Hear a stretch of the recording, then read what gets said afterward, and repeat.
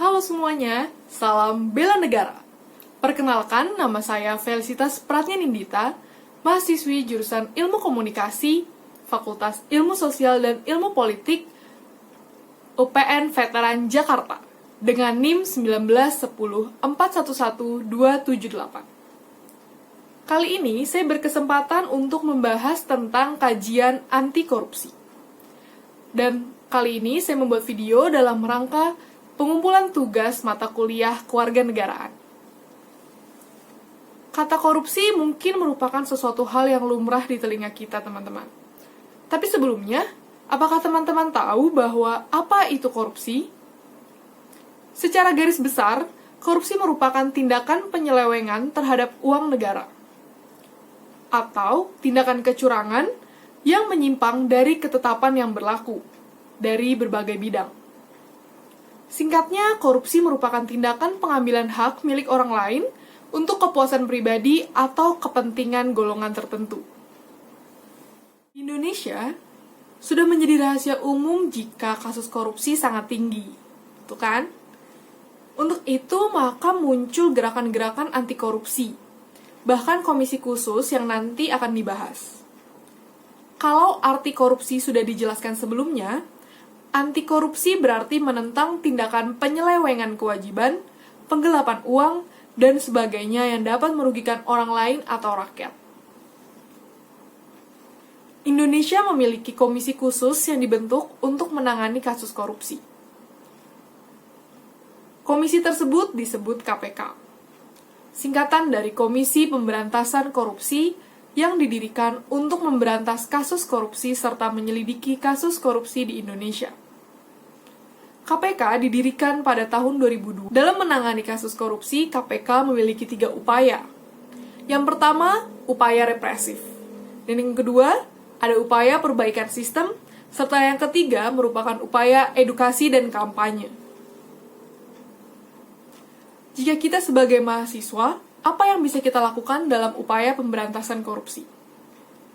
Yang pertama, kita bisa melakukan edukasi kepada masyarakat yang belum paham pentingnya membasmi korupsi, seperti campaign-campaign dilarang menyontek atau memberikan kejelasan dalam penyampaian keuangan.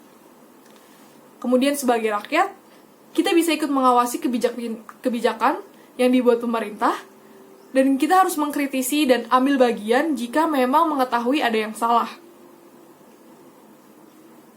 Kemudian, kita juga bisa mengadakan dialog dengan pemerintah tentang masalah di masyarakat. Ikut memberi kritik dan masukan yang santun, karena jika memang kita dapat memberikan kritik dan masukan yang benar dan baik, mungkin aspirasi kita dapat didengar. Kemudian juga, kita mungkin untuk melakukan demonstrasi sesuai aturan apabila diperlukan. Kesimpulannya, korupsi merupakan tindakan suatu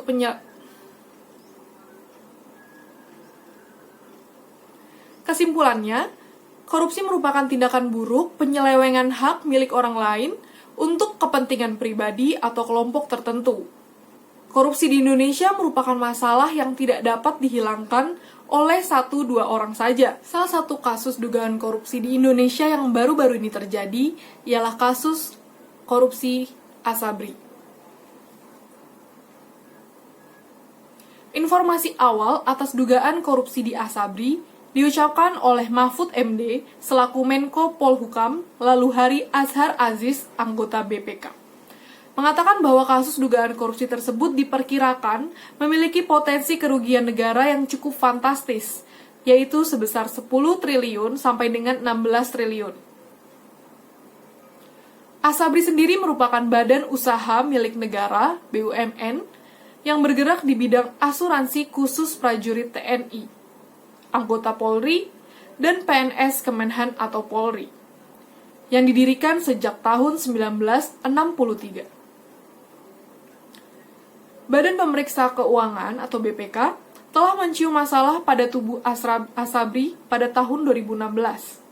Setidaknya ada 15 temuan yang memuat 19 masalah, diantaranya 5 permasalahan ketidakefektifan senilai 834,72 miliar rupiah, 12 permasalahan ketidakefektifan, 1 masalah potensi kerugian negara senilai 637,1 miliar rupiah, dan 1 permasalahan kekurangan penerimaan senilai 2,31 miliar. Menilik laporan keuangan perseroan tahun 2016-2017, Asabri tercatat membukukan laba bersih 943,81 miliar rupiah dengan rasio solvabilitas sebesar 62,35% atau jauh di bawah ketentuan yang diperkenankan sebesar 120%. RBC ini menggambarkan kemampuan perseroan membayar klaim dan utang jangka panjang.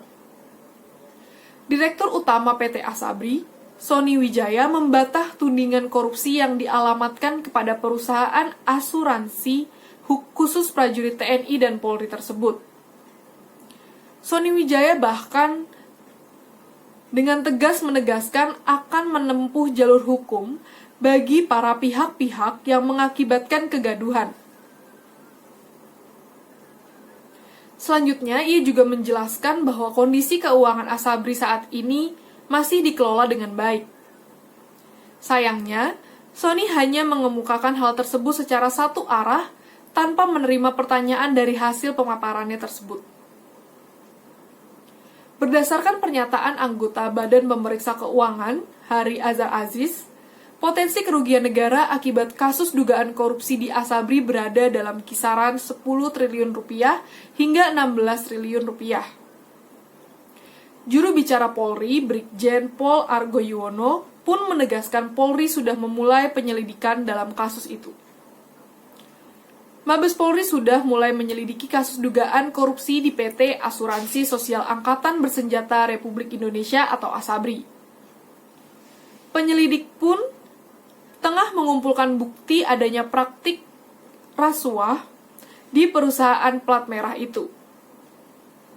Badan Pemeriksa Keuangan atau BPK juga tengah melakukan proses pengumpulan informasi dan data terkait kasus dugaan korupsi di PT Asabri.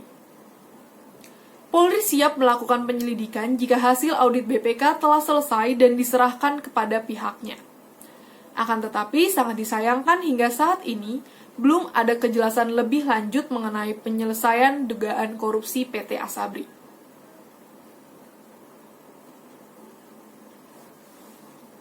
Sekian video penjelasan anti korupsi sebagai bentuk tugas pengumpulan video mata kuliah kewarganegaraan.